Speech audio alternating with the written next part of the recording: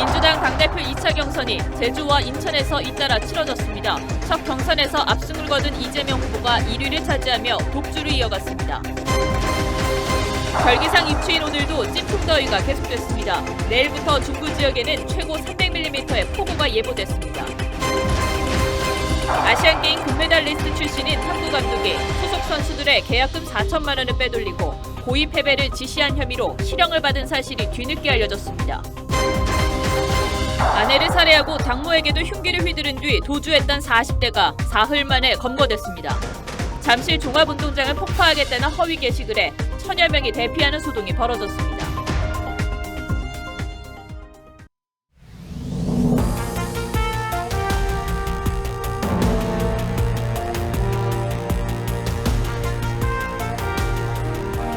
시청자 여러분 안녕하십니까. 뉴스7의 김명우입니다. 오늘 열린 더불어민주당 전당대회 2차 경선에서도 이재명 의원이 압승했습니다. 사실 어제 첫 경선에서 74%의 득표율로 1위를 하면서 큰 이변은 없겠구나 생각하신 분들 많으셨을 텐데 이와 함께 이례적으로 압도적인 득표율이란 점도 눈에 띄었습니다. 문재인 전 대통령이 지난 2015년 당대표가 됐을 때 최종 득표율이 45.3%였죠. 이런 흐름이라면 말 그대로 이재명의 민주당이 될 가능성이 높아진 건데 앞으로 대여 관계가 어떻게 설정될지 가늠이 어렵습니다. 오늘 2차 경선 결과 내용 현장에 나가 있는 취재기자에게 자세히 들어보겠습니다. 권은영 기자, 경선 결과 구체적으로 전해주시죠. 네, 오늘도 이재명 후보가 70%가 넘는 표를 얻어 압승했습니다. 이 후보는 제주와 인천에서 각각 70.48% 그리고 75.4%를 득표했습니다. 인천이 이 후보의 정치적 앞마당이라는 점에서 어느 정도 예상이 됐던 결과였는데요. 강력한 리더십을 호소한 이 후보가 이렇게 이틀 동안 독주를 이어가면서 경선 막판까지 기세를 이어갈 동력을 확보했다라는 분석이 나옵니다. 민주당을 전국 정당으로 만들어내고 강력한 리더십으로 사랑받는 민주당을 만들 당대표 누구입니까, 여러분? 인천의 사위라고 강조한 박용진 후보는 인천에서 20.7%, 제주에서는 22.49%로 2위를 기록했는데 대선과 지방선거 패배의 책임을 언급하며 이 후보를 향한 공세 수위를 높였습니다. 강훈식 후보는 각각 7%대와 4%대를 기록해서 박 후보와의 단일화 논의가 재점화되는 것 아니냐는 관측도 나옵니다. 하지만 강 후보는 민주당 내 계파 정치에 대한 우려를 나타내며 자신이 통합의 적임자임을 강조했습니다. 5명을 뽑는 최고위원 선거에서는 고민정 후보와 정청래 후보가 인천과 제주에서 1, 2위를 나눠 가졌습니다. 지금까지 인천 남동체육관에서 TV조선 권은영입니다. 이번엔 혼란에 빠진 여권 소식입니다. 국민의힘 비대위 출범이 초읽기에 들어간 가운데 이준석 대표 측 반발이 거세지고 있습니다. 이 대표 지지 모임에선 내일 공개 토론회를 열고 집단 소송에도 나서겠다고 예고했습니다. 권성동 직무대행 등 당 주류는 맞대응을 자제하는 모습입니다. 김태훈 기자입니다. 이준석 대표를 지지하는 모임 국민의힘 바로 세우기는 내일 오전 공개 토론회를 연다고 예고했습니다. 국민의힘의 정당의 그 당원 민주주의와 절차 민주주의가 상당하게 그 위협을 받고 있기 때문에 이 대표 구명을 위한 집단 소송과 탄원서 제출도 준비 중입니다.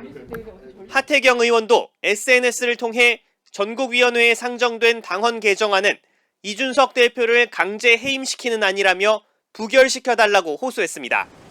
국민의힘 비대위원장 선출을 위한 전국위원회 소집이 이틀 앞으로 다가온 가운데 이 대표 측이 장외투쟁 총력전에 나선 겁니다. 권성동 당대표 직무대행 등 당내 주류 세력은 별다른 반응을 보이지 않았습니다. 비대위 출범이 기정사실화된 상황서 이 대표 측 여론전에 휘말릴 필요가 없다는 판단으로 보입니다. 오히려 비대위원장 인선과 기간 등을 두고 막바지 물밑 협상이 진행 중인 것으로 알려졌습니다.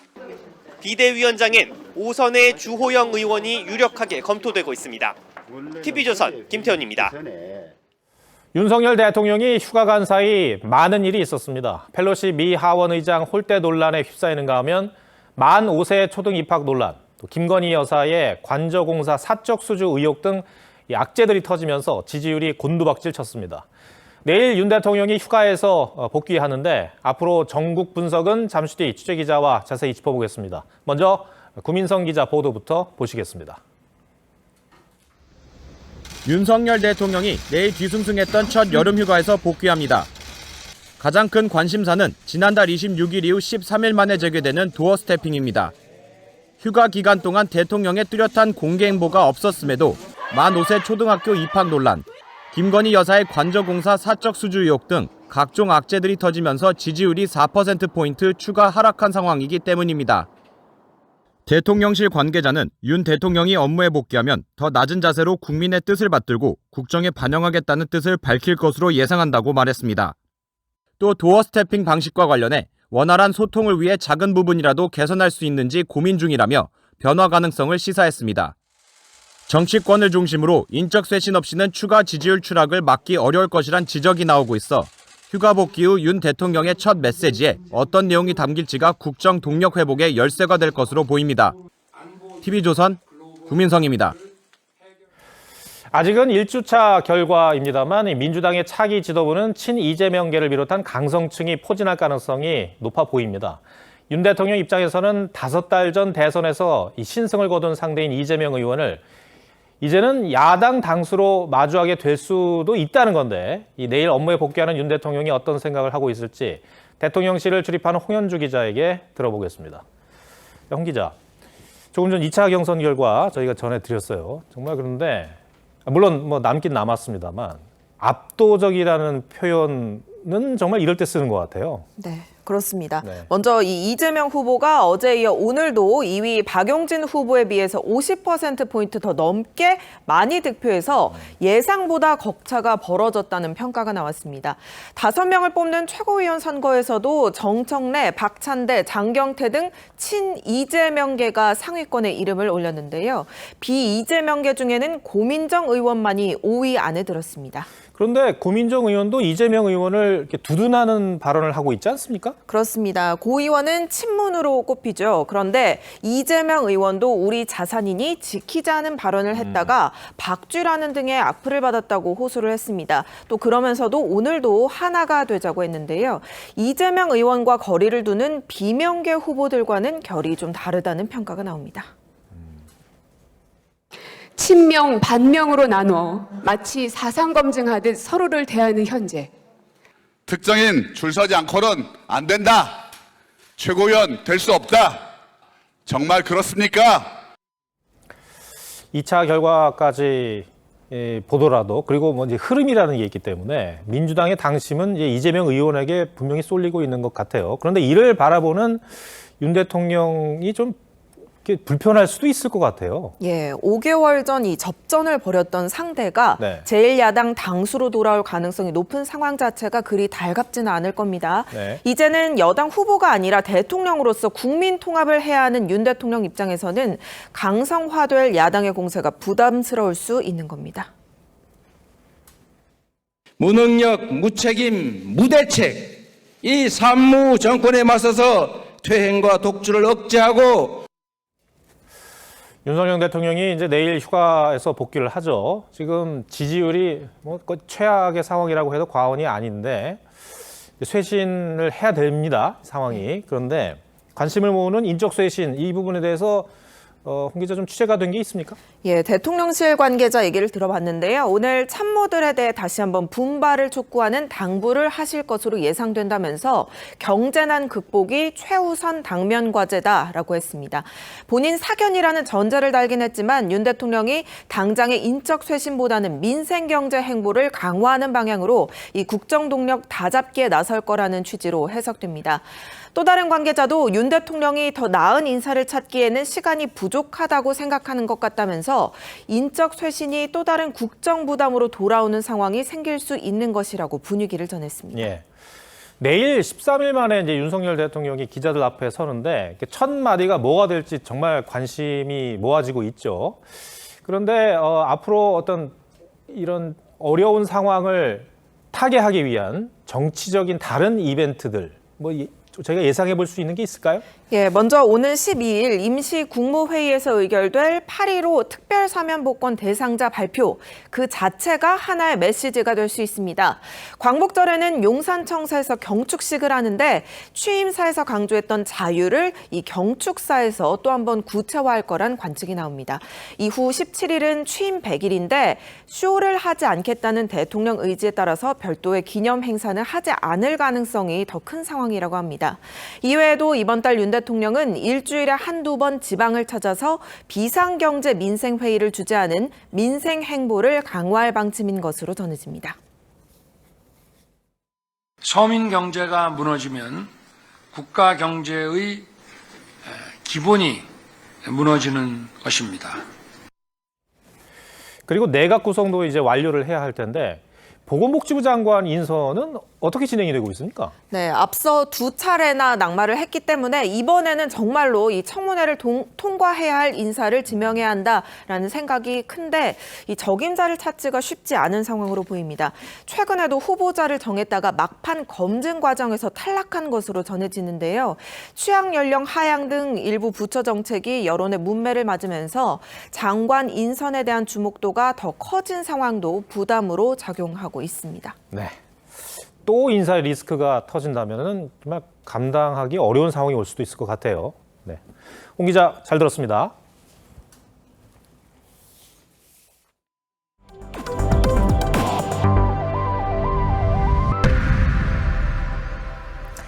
네, 오늘 가을의 길목인 절기상 입추지만 습하고 더운 찜통더위가 이어졌습니다. 경북 포항의 낮 기온은 37도를 넘을 정도였는데요.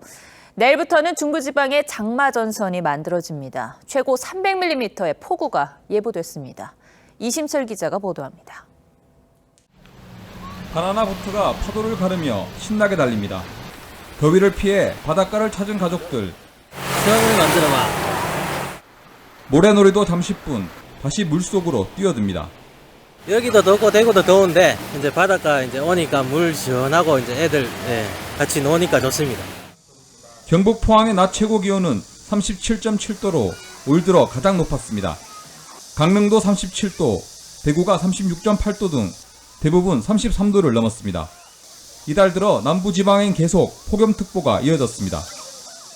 너무 덥고 습하고 집에 또 이제 신생아가 있어가지고 어쩔 수 없이 에어컨 틀고 자고 있습니다.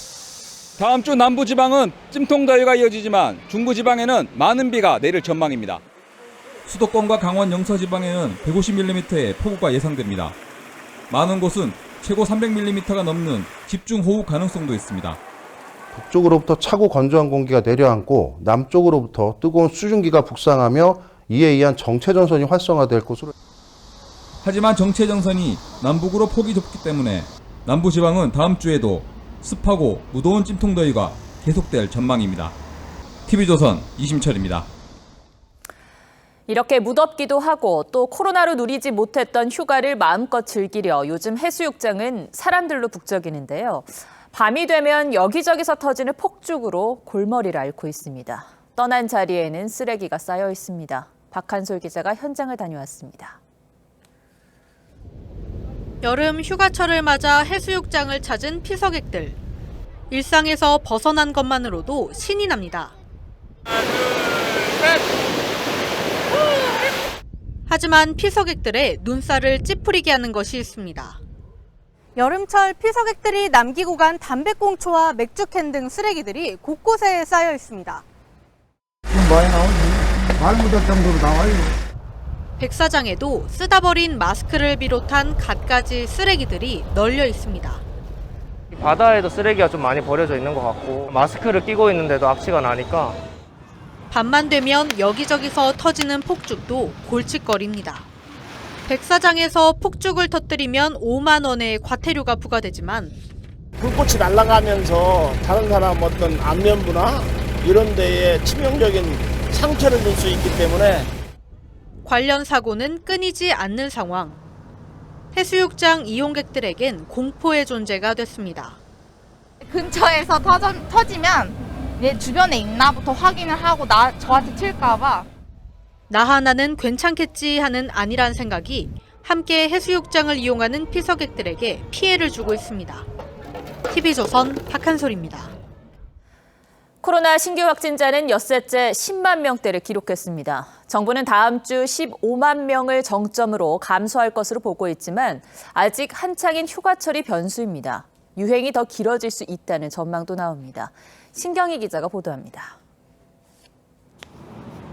일요일 기준으로 17주 만에 확진자 수가 최대를 기록했습니다.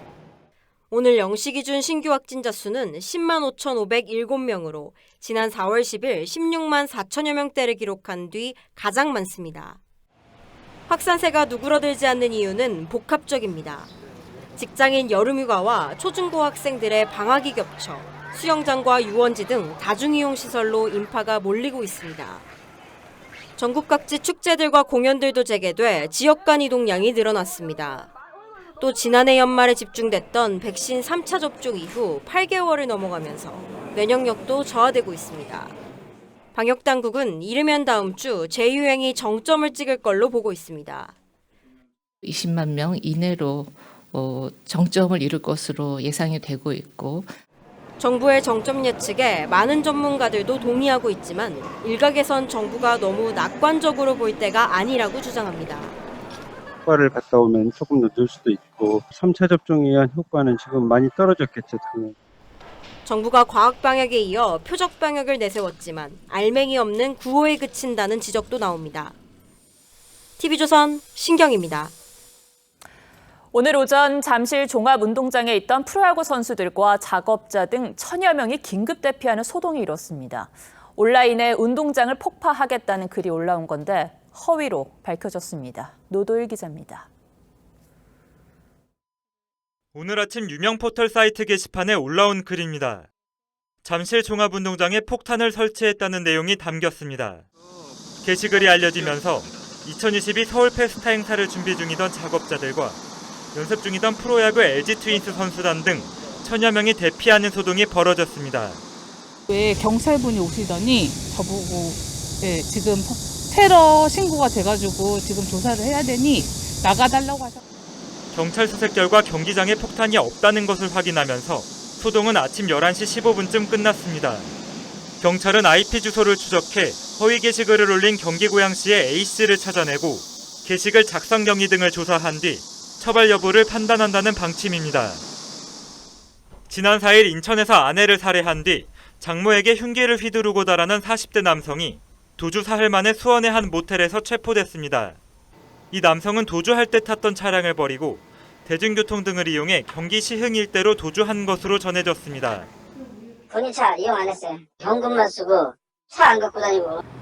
경찰은 정확한 범행 경위를 조사한 뒤 이르면 오늘 구속영장을 신청할 계획입니다. TV조선 노도일입니다.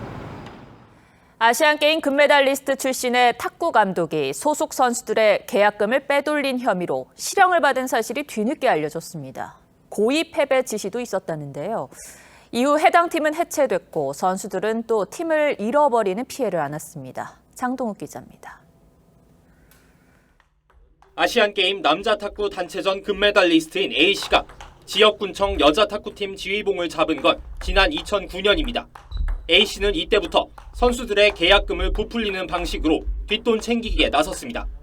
2020년까지 10여 년간 A씨가 빼돌린 금액은 5천만 원에 달합니다. 계약 만료를 앞둔 소속 선수에게 재계약을 강요했고 재계약금의 일부는 팀 운영비 명목으로 받아챙겼습니다. 법원은 A씨가 감독이라는 우월한 지위를 악용해 범행을 저질렀다며 징역 10월을 선고했습니다. 다만 빼돌린 돈 가운데 상당액을 팀 운영비나 선수 영입비에 사용한 점이 인정된다며 집행유예 2년을 선고했습니다. 선수들의 급여 통장까지 직접 관리하며 10년 넘게 범행을 이어간 A씨. 선수들에게 고의 패배를 지시하기도 한 것으로 파악됐습니다. 대한탁구협회 임원까지 지냈지만 논란이 거세지자 A씨가 감독을 맡았던 실업팀도 해체됐습니다. 갑자기 사표냈어요. 알고 보니까 그런 일이 있었던 거죠. 팀까지 없어지는 것도 선수들이 불만이었죠. A씨는 부족한 팀 예산을 확보하기 위해 편법을 쓴 건 맞지만 개인적인 착복은 없었다고 해명했습니다. TV조선 장동우입니다. 서해 공무원 고 이대준 씨 월북 여부에 대해 국회가 국민권익위원회에 유권 해석을 요구했지만 권익위는 사실상 답변을 회피했죠. 전현희 권익위원장은 유권 해석에 위원장이 관여할 수 없다고 주장했습니다. 그러나 권익위가 유권 해석 자료를 국회에 제출하기 전 전현희 위원장에게 보고했다는 점을 뒷받침하는 자료를 저희가 확보했습니다. 조성호 기자가 단독 보도합니다. 6월 말 국민의힘 성일종 의원실은 국민권익위에 서해 피살 공무원 이대준 씨를 월북자로 규정한 게 타당한지에 대한 유권 해석을 의뢰했습니다. 하지만 전현희 권익위원장은 관련 사안에 대한 구체적 사실관계를 알지 못한다고 선을 그었습니다.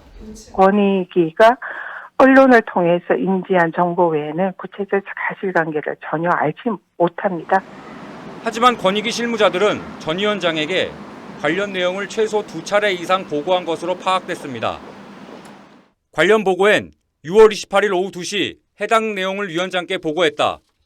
오후 4시 반엔 비서실에서 유권 해석 요구와 관련한 위원장의 승인을 받았다는 연락이 왔다는 내용이 포함돼 있었습니다. 실무진들 사이에서 오간 이 보고 내용엔 전 위원장이 7월 13일 갑자기 유권 해석에 대해 자신이 보고받았다는 내용을 삭제하라는 취지의 지시를 내렸다는 내용도 포함된 것으로 알려졌습니다. 이에 대해 권익위 관계자는 위원장이 유권 해석에 관해 보고는 받았지만 내용에 관여하진 않았다고 해명했습니다. TV조선 조성호입니다. 만 5세 입학 추진을 발표했다가 여론의 거센 비난을 받고 있는 박순애 교육부 장관이 지난 4일 오전 기자브리핑 이후 두문불출하고 있습니다. 모레 국회 교육위원회 출석에 집중하기 위해서라고는 하지만 반대 의견을 수렴하겠다던 입장과는 동떨어져 보입니다. 박 장관이 밝힌 외고 폐지 방침에 대한 여론의 비난도 커지는 가운데 교육부는 원점 재검토하겠다며 한 발 물러섰습니다.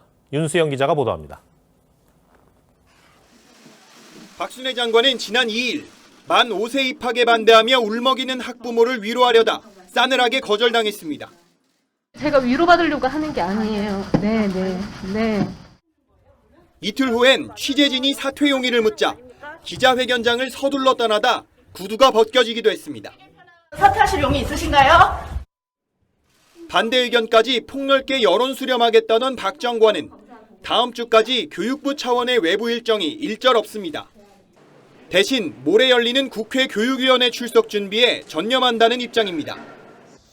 이런 가운데 박 장관이 지난달 만 5세 입학과 함께 대통령에 업무 보고한 외고 폐지 방침에 대한 반발도 커지고 있습니다. 100년지대계인 교육정책을 졸속으로 발표한 박순애 교육부 장관은 즉각 사퇴하라. 교육부는 만 5세 입학과 마찬가지로 외고 폐지 역시 의견 수렴, 사회적 논의를 거쳐 연말까지 개편 방안을 마련하겠다며 사실상 원점 재검토 입장을 밝혔습니다. 설익은 정책으로 대통령의 부담을 안겼다며 여권 내에서도 사퇴 압력이 커지고 있지만 박 장관은 오늘 TV조선에 국회 상임위 출석 이후 논란들에 대해 따로 얘기하는 자리를 마련할 것이라며 사퇴에 선을 그었습니다. TV조선 윤수영입니다. 부동산 매수 심리가 차가워지면서 수도권 아파트 가격 하락폭이 점점 커지고 있습니다. 마치 철옹성처럼 유일하게 집값이 오르던 서울 서초구도 5달여 만에 상승세가 멈췄습니다. 김혜나 기자가 취재했습니다. 서울 서초구의 한 아파트 단지. 지난달 10일 전용 84제곱미터형이 20억 원에 거래됐습니다. 지난해 9월 기록한 최고가보다 매매가가 1억 원 내려간 겁니다. 인근의 또 다른 아파트에서도 최고가 대비 2억 원 낮은 매매 거래가 나왔습니다. 전체적인 분위기가 약간 내린다는 그런 게 더 강한 것 같아요. 거래가 잘 안 되고 있어요. 서울에서 유일하게 상승 곡선을 이어가던 집값 철옹성 서초구마저 5달여 만에 오름세가 멈췄습니다. 서울 아파트 값은 일주일 전보다 0.07% 떨어지며 10주 연속 내림세를 이어갔습니다. 강북 지역의 낙폭이 큰 가운데 고가 아파트가 몰려있는 강남 3구 집값도 일제히 약세를 보였습니다. 서울을 포함한 수도권 아파트값도 지난 2019년 4월 이후 가장 큰 폭으로 떨어진 상황. 대출 규제와 금리 인상 기조에 집값이 본격 하락기에 접어들고 있다는 분석도 나옵니다. 점진적으로 금리 인상이 하반기에도 이제 지속될 그런 예정이 있기 때문에 시장 자체는 당분간은 이런 하향 조정세는 좀 불가피한 것으로. 거래 가뭄 속에서 주택시장의 관망세가 지속되는 가운데 정부가 오는 9일 발표하는 첫 대규모 주택 공급 대책이 시장에 어떤 영향을 줄지 관심이 쏠리고 있습니다. TV조선 김예나입니다. 부동산 경기는 방향이 전환되는 분위기이고 이번에는 주식시장을 한번 조명해 보겠습니다. 물가를 잡으려는 미국의 강한 긴축 기조에 전 세계 증시가 차갑게 얼어붙었죠. 그런데 최근 국내 증시가 완만하지만 상승 곡선을 그리고 있습니다. 일시적인 상승인지 본격 반등의 시작인지 의견은 분분한데요. 정준영 기자가 각 전망의 이유들을 살펴보며 국내 증시에 오늘의 포커스를 맞췄습니다. 한 달 전 2,300m로 추락한 코스피. 올해 초 2,989에서 23%나 빠지며 투자자들은 충격에 빠졌습니다. 그런데 최근 상반된 분위기가 감지됩니다. 지난 금요일 코스피 종가는 2,490.80. 코스피는 최근 10거래일 가운데 9거래일을 상승하며 마감했습니다. 외국인 투자자들도 순매수를 7거래일째 이어오고 있습니다. 미국 중앙은행인 연준이 급격한 금리 인상에 따른 경기 침체를 막기 위해 돈줄 재기를 속도 조절할 거란 기대감이 반영된 건데 투자자들도 상승장에 대한 기대감이 커지고 있습니다. 이제 좀 올라갈 때가 아닌가. 이럴 때일수록 좀 더 공격적으로 하는 게 맞다고 생각합니다. 하지만 전문가들 분석은 엇갈립니다.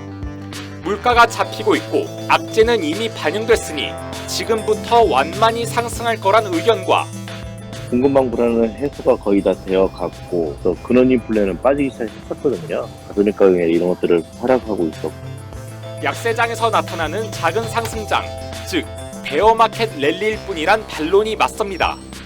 안정되려고 하면은 10월 물가 지표 정도 돼야 된다고. 그걸 반영할 수 있는 거는 12월 FOMC예요.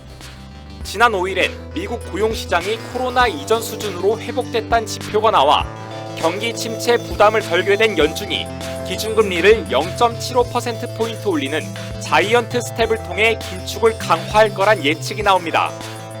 미 연준 내부에서도 인플레이션 해결을 위해 기준금리를 4%까지 높여야 한다는 매파 발언이 이어지고 있습니다. 그러나 금리 인상에 따른 경기 침체와 이로 인한 증시 충격을 고려해야 한다는 경고도 만만치 않습니다. 가파른 기준금리의 인상은 경기 침체를 가져올 가능성이 대단히 높고요. 거기에 따른 경제적 고통은 불가피하다고. 오는 10일 발표되는 미국의 7월 물가 상승률도 미 연준의 금리 인상 속도와 증시 충격을 가늠해 볼 수 있습니다. 미중 갈등과 러시아 우크라이나 전쟁, 코로나19 재확산 리스크도 여전한 만큼 투자인 좀 더 신중한 판단이 필요하다는 지적입니다. 뉴스7 포커스였습니다.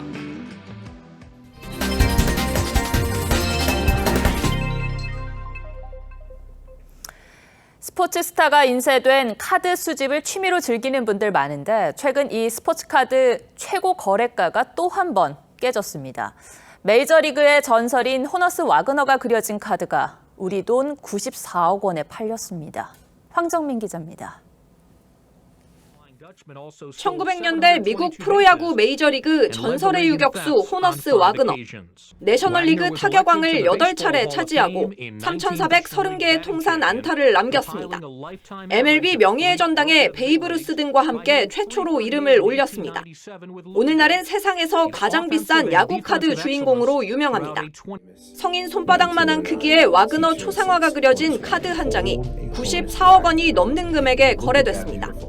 Always considered the number one card in the sports card, where somebody bought a Honus Wagner, and when they went to sell it, they lost money. 와그너 카드가 이렇게 고가에 팔리는 건 구하기가 그만큼 어렵기 때문입니다. 1909년 미국 담배 회사가 담배값에 끼워 넣기 위해 처음 발매했는데 청소년 팬들이 담배를 사는 걸 원치 않던 와그너가 인쇄 중단을 요청해 시중에 206장만 배포됐습니다. 현재까지 존재가 확인된 건 50여 장이 전부입니다. 지난해 스포츠카드 역대 최고가는 85억 7천만 원으로 이 카드 또한 와그너 얼굴이 인쇄된 T206 카드였습니다. TV조선 황정민입니다. 수영과 계단 오르기로 구성된 아쿠아슬론 대회가 잠실에서 열렸습니다. 석촌 호수에서 헤엄을 친 뒤 123층 건물을 계단으로 오르는 건데요. 장애를 딛고 완주에 도전하는 현장에 유혜린 기자가 다녀왔습니다. 수영복을 입은 참가자들이 석촌 호수를 향해 거침없이 뛰어듭니다. 400명이 넘는 참가자들이 헤엄을 칠 때마다 맑은 호숫물이 출렁입니다. 석촌호수가 1971년에 조성된 이후 이렇게 많은 인원이 참여하는 수영대회가 열린 건 이번이 처음입니다. 지난해 8월부터 수질 개선 사업을 진행한 끝에 2급수 이상 판정을 받을 만큼 맑아져 대회를 열게 됐습니다. 철인 3종 경기하면은 앞에 제 손가락만 보여도 이제 물이 잘 보인다고 생각을 했는데 여기는 앞사람 발까지 보이더라고요. 1500m 수영 후 평지를 달리는 일반 아쿠아 슬론과 달리 이번 대회는 123층까지 2917개의 계단을 올라야 합니다. 처음 경험해보는 난코스에 숨이 턱까지 차고 땀이 비 오듯 흘러내립니다. 일반인도 쉽지 않은 코스를 외발로 도전한 선수도 있습니다. 1시간 30분 8초 동안 힘차게 나아간 끝에 완주의 기쁨을 누립니다. 다리에 좀 통증이 있다 보니까 체력과 싸움도 해야지만 이 통증과도 싸움을 해야 되거든요. 근데 이렇게 딱 올라오는 순간 이게 그냥 꿈만 같았어요. 이번 대회 1등의 기록은 47분 25초. 메달은 완주한 모든 참가자들에게 돌아갔습니다. 주최 측은 석촌호수 수질을 꾸준히 관리해 아쿠아슬론 대회에 대한 관심을 높인다는 계획입니다. TV조선 유혜림입니다. 이스라엘이 팔레스타인 무장단체를 겨냥한 공습을 사흘째 이어갔는데 폭격을 받은 지역은 아비규환입니다. 이스라엘 남부 지역에 대한 테러 징후가 있다는 이유에서인데 어린이를 포함해 사상자가 수백 명에 이르고 있습니다. 이유진 기자 리포트 전해드리고 뉴스야 이어가겠습니다. 주택가에 굉음과 함께 로켓포가 떨어집니다. 현장은 순식간에 파편과 연기로 아수라장이 됐습니다. 이스라엘이 가자 지구를 공습했습니다. 팔레스타인 무장단체 이슬라믹 지하드의 테러 징후를 막겠다는 이유입니다. סיכלנו ונמשיך לסכל טרוריסטים רבים שמתכננים לשגר רקטות ופצמ"רים לישראל. 이스라엘군은 무장 세력 고위 지도부를 무력화했고 대원 19명을 체포했다고 밝혔습니다. 전투기와 특수부대를 동원한 공격에 건물 여러 채가 무너지면서 어린이 6명을 포함해 최소 29명이 숨지고 253명이 다쳤습니다. 팔레스타인 무장단체도 이스라엘 수도 텔아비브 등을 겨냥해 로켓 400여 발을 쏘며 반격했습니다. هذا إعلان حرب شاملة ضد الشعب الفلسطيني نحن سنرد على ذلك هذا انتهاك واستخفاف بكل الجهود. 이스라엘군은 대부분의 로켓을 방공망 아이언돔이 요격했다고 밝혔습니다. 주변국 이집트가 중재에 나서고 미국도 확전을 피할 것을 촉구했지만 이스라엘은 작전이 일주일 이상 이어질 수 있다고 예고했습니다. 지난해 5월에도 이스라엘과 팔레스타인의 무력 충돌로 팔레스타인에서 250여 명, 이스라엘에서 13명이 숨졌습니다. TV조선 이유진입니다.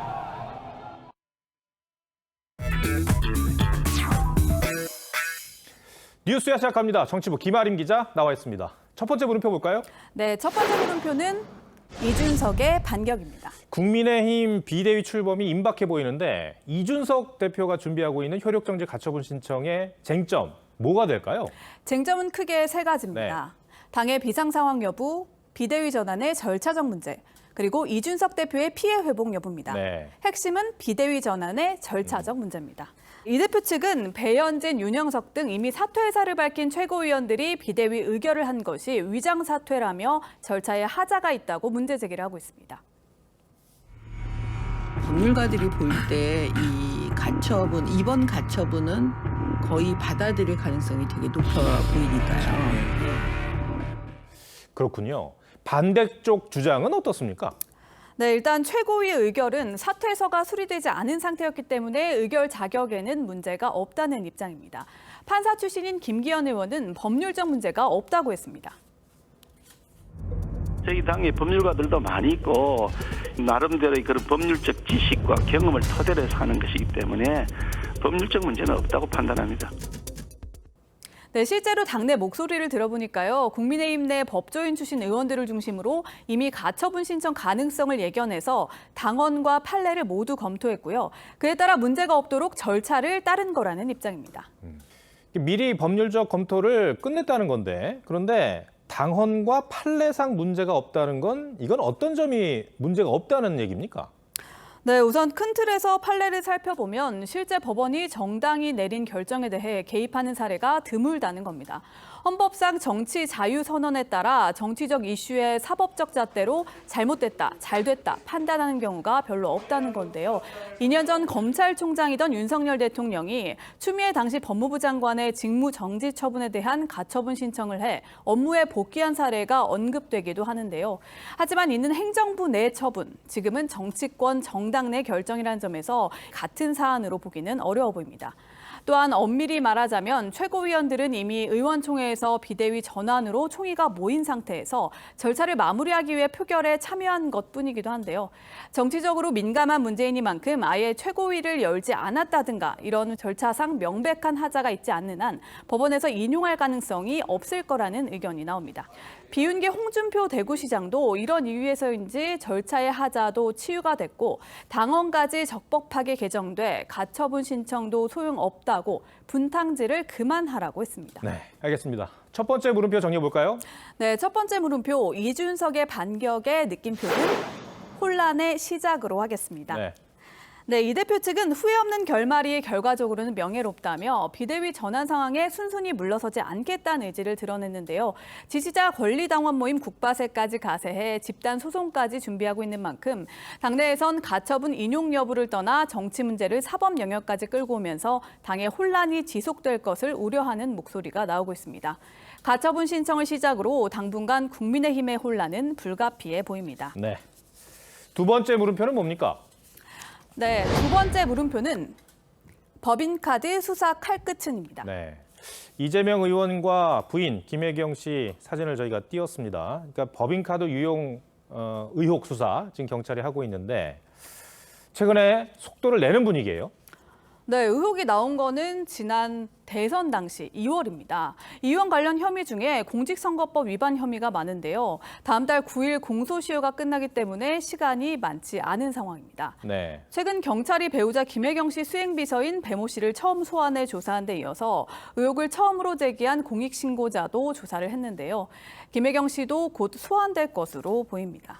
그러니까 이 법인카드 유용 의혹 사건, 근데 이 사건의 구체적인 혐의 내용은 어떤 게 있습니까?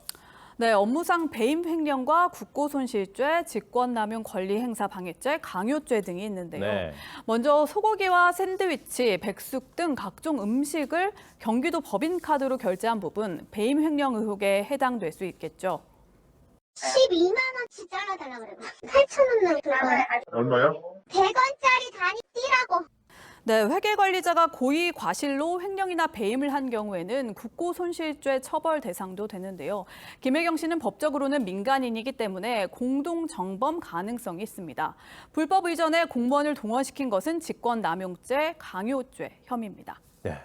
아니 그러면은 정확히 수사 대상은 김혜경 씨하고 배 씨 이렇게 두 사람입니까? 네, 이재명 의원 가능성도 배제할 수는 없습니다. 물론 이 부분은 수사 결과를 좀 더 지켜봐야 할 텐데요. 결국 윗선이 누구냐, 이 부분이 핵심이 될 것으로 보입니다. 경찰은 공익신고자 A씨를 상대로 한 조사에서도 법인카드가 유용 과정과 함께 그 과정에서 윗선의 지시가 있었는지를 물었다고 하는데요. 법인카드 사용 당시 김 씨와 함께 있던 인물들이 누군지도 중요한 쟁점입니다. 지난해 민주당 경선 당시 같은 당 의원 배우자들과 법인카드로 식사를 했던 정황이 있다. 전에 저희가 보도를 해드렸었는데요. 선거법 위반 혐의가 적용될 수 있는 부분이기 때문입니다. 생명하고 플러스 수생생명 먹은 거 그리고 합쳐서 10만 미만으로. 네. 이 의원 자택 옆집이 선거 준비에 쓰였다는 의혹도 있죠. 네, 최근에는 경찰이 배모 씨가 옆집 주인을 대신해서 부동산에 전세를 내놓은 정황을 포착한 것으로 알려졌는데요.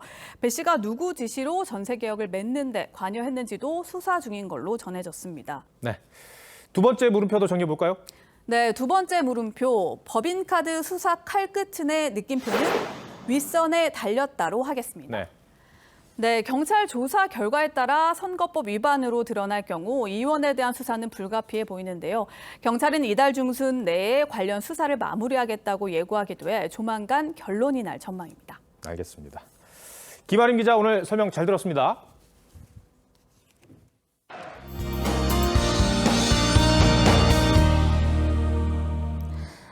평안한 휴일 보내고 계신가요? 현재 전국에 구름이 많이 끼어 있고요. 밤까지 전국적으로 5에서 40mm 정도의 소나기가 더 지나겠습니다.